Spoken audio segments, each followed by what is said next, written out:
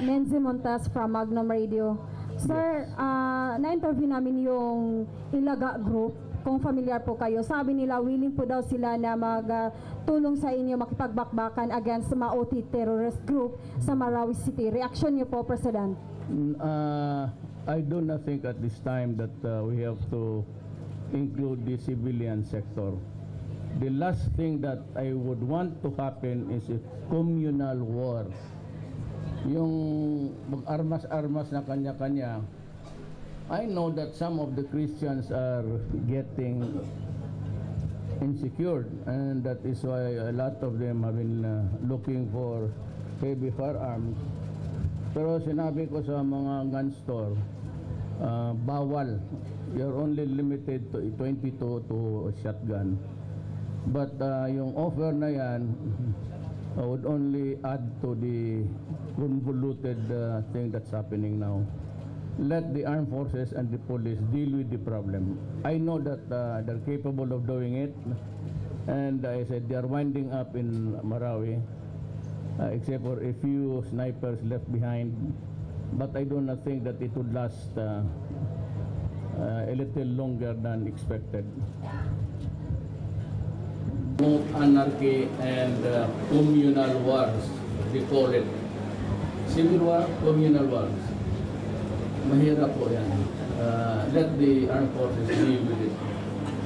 Total, kaya naman talaga ng sundalo. In the sense that we suffered casualties, dead soldiers, because they were there already positioned in every nook and corner. Paakyat pa lang tayo sa bukid, they were looking down at us. At doon ang mahirap. Ang greatest paghinakit ko sa mga Maranao kasi pinayagan nila ang mga ISIS. Yung Maote started as a thriving business of shabu, and they had been selling shabu all over Mindanao and the Visayas. Nung medyo nagkahirapan na, they called upon the other terrorists in other areas, and we must keep watch because Basilan is boiling up. As a matter of fact, we conducted 2 bomb runs there. So, yung mga tao na magsasabi sila, well, kung gusto nila, but let them take the responsibility. Kung magsabi sila na you limit it to Marawi, as a matter of fact, wala na yung mga those who are able to escape or join the, you know, there are places, you have Cotabato, you have Basilan, you have Polo. Whether you like it or not, the sentiments will spill over them. Kaya, tsaka they are escaping in all directions in Davao. So you have to keep watch and control the movements as yet. Just because the fighting has stopped in Marawi doesn't mean that we are already safe. One of these days, they will go into bombing. And kung magsabi sila, bakit sa Mindanao, I don't want to insult them, but they should conduct the debriefer every day. There's always a bomb every day exploding in Mindanao. And baka nakalimutan ng mga tao dyan na mas bright. For example, Dilima, na bakit na yung ibang lugar. She forgot that Davao City suffered an explosion killing so many people. Those are really the pocket wars. And they are fundamentally ISIS. So, hindi mo makontrol to just because the war it's about to be terminated. Akala nila safe na ang Mindanao. And I suggest that they transfer here. Dito sila magtira ng bayad o patirahin ko sila ng mga bahay na kilala ko, si Alisan. And they should know how it is dangerous. And the retaliatory moves of the ISIS, better keep watch. I'm not saying that it's happening, but it will happen in the near future because of the inroads of ISIS into Mindanao. Thank you po, President. Kirby Tamsi ng Bomba Radio Philippines, Cagayan de Oro. Tanong ko po, ano pong hakbang ang gagawin ng gobyerno patungkol sa ulat na namigay daw ng supply umano ng mga baril ang MILF at MLF sa ISIS Mauti sa Marawi City? Hindi po ba ito makakapekto sa usaping pangkapayapaan ng gobyerno sa pagitan ng dalawang grupo, Mr. President? That is the first time that I have heard of that statement. And I'm going to talk to the BBL, tapos na. And the MI will give it to me. I will sign it on sa executor. But mabuti doon prangkahan doon. It's time to be candid and to be brutally frank. Ano ba ito? Is this document would be the floodgate of a peace in the land of Mindanao? Si Nor wala pa. I'm waiting for Nor, but Nor is not fighting government anymore. Ang MI lang is we made a promise that it will be on time, and sa executor we will make in Malacanang.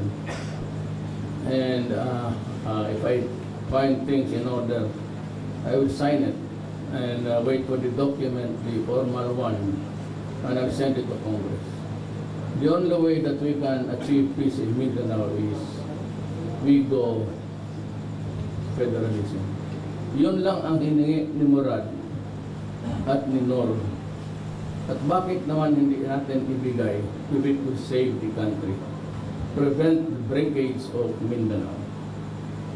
Total, alam naman natin talaga na the Moro people has been also deprived of their ancestral rights. Mindanao was long before Magellan was already Islam. Kaya na the nearest is about 3 hours, yung Dumaguete de Polo. And from Cebu, it's only 1 night. And kung naka-eskapo doon, they would begin to sow terror in there. So, ang sabi ko noon, ang habeas corpus, because I will not have the time to go to the courts. If some of the terrorists are there, kailangan ko lang sila pick upin kaagad and then find out that they are really a threat. If not, then we will release them immediately. But if they are a confirmed terrorist, I do not have the time to apply for a judicial warrant or a warrant of arrest. Just because we cannot agree with each other. Thank you so much, Mr. President. May gabi, Mr. President. Jack Avancenia po, TV5. Mr. President, Dumating ka dito, ang layo mo. Pag nagparang ng chismis dito, mabuti sa bongga. Mr. President, marami pong nag-react last time dun sa sinabi nyo na once na magde-declare po kayo ulit ng martial law, magiging copycat po ito nung martial law ng... future tense yun. Opo.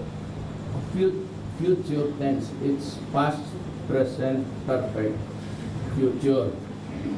Ang martial law ngayon nandito na whether or not I expand it to cover the entire Philippines is something else.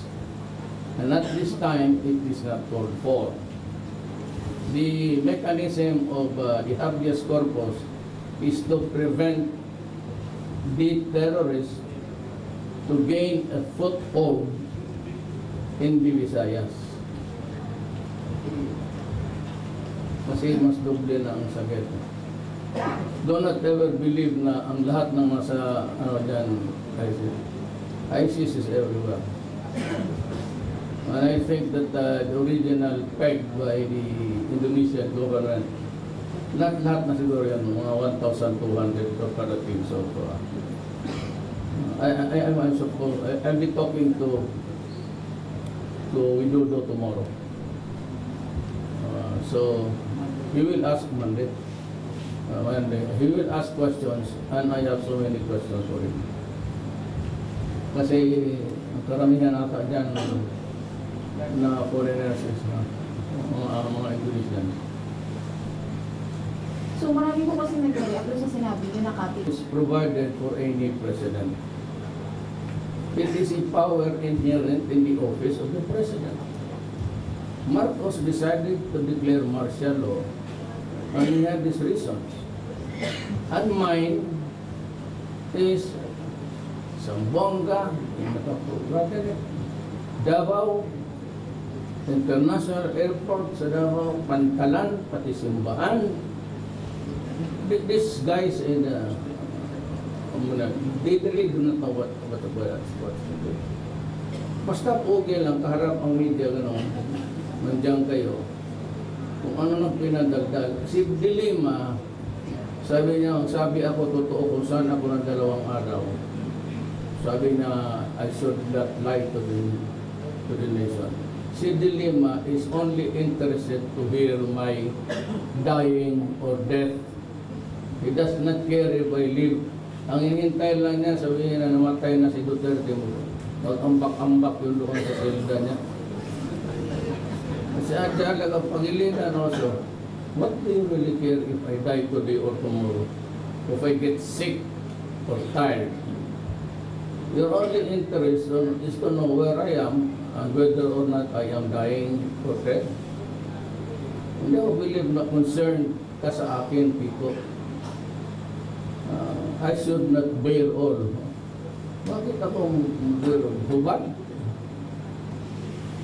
And I have my reasons in traveling incognito. Kasi I wanted to talk to people. Makatravel ako as hindi halata, civilian, gano'n. 3 lang. 4. Including the driver. Ngayon, ano yun? Magtanong kayo. Tando rin ba bumbuang? Hindi ninyo alaman. Ngayon, gusto niyo tanungin. Hindi na ako nag-incognito. Ngayon, I had a talk with somebody. Thank you, sir. Sir, good evening. Short clarification. So yung pag-pipirmahan niyo po sa Monday, you mean certification of the BBL as urgent na? Tama ba? No, we have it all the time. It will not be urgent. But I am waiting for the document because I have to review it. And I have to point out to them that yung mga provisions that have to wait for an amendment in the Constitution and those who are doable now. Short answer. I would like to pick up on your point now. One of these days you said they will conduct bombing. What did you mean by this, sir? Itong IS, I'm not talking of anybody else. Itong terrorism, I am sure that you have been viewing CNN, BBC, Al Jazeera sa Middle East. Meron yan. Mindanao, sir, or other parts of the Well, it could start in Mindanao. Kasi dyan sila, a lot of Muslims are. And I just hope that tomorrow people would not, do not take it as a hook, line, and sinker. Of course, we're doing something about it, sir. I said, I will deal with them harshly. During the elections campaign, I was asked, how would you deal with the terrorists? And my answer was, harshly. Okay, sir, thank you for that. Wala na?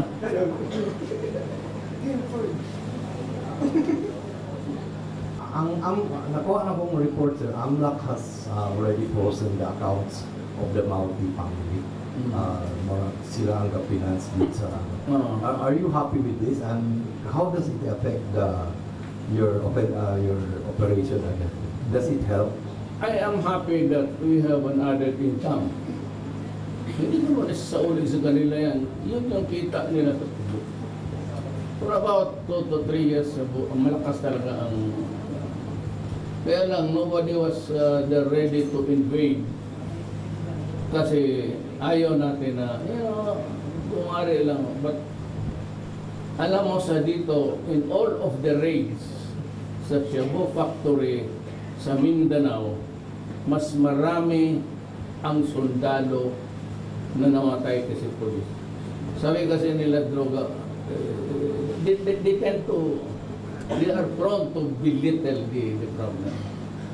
Pero lahat ng dinraid dito ng police pati army, the army was needed because ang kaharap nila mga machine gun pati mortar. Which goes to show that there was really a serious business also doon. And that money sa Maote, sobra-sobra man yan, were used by the Maote to finance the terrorism here. Yung mga terorista na naghintay na lang ng leader and they had to invite Papilon because ang order ni Baghdadi, patay na rin siya, binomba ng Russia ng guided cruise missile. Siya nagsabi na noong nagkaroon na sila ng parang leader or emir, pumunta dito sa Mindanao to start the kung isang taon pa, mahirap na pasukin ang Marawi. You don't invade it with men. Pulpugin mo talaga sa bumbag. 2 or 3 years pa. Lahat ng building doon may mortar machine gun na.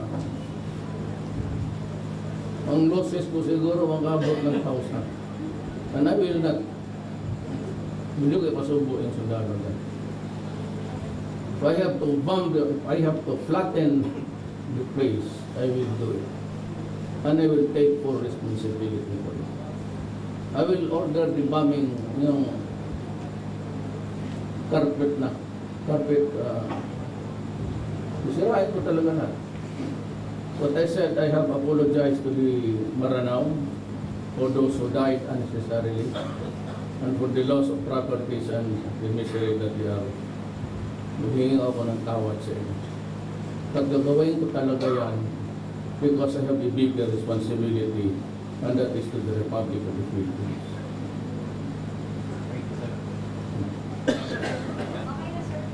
Okay, gentlemen. Sino kayo? Sa dito ngayon. Okay, thank you. Yung EBS.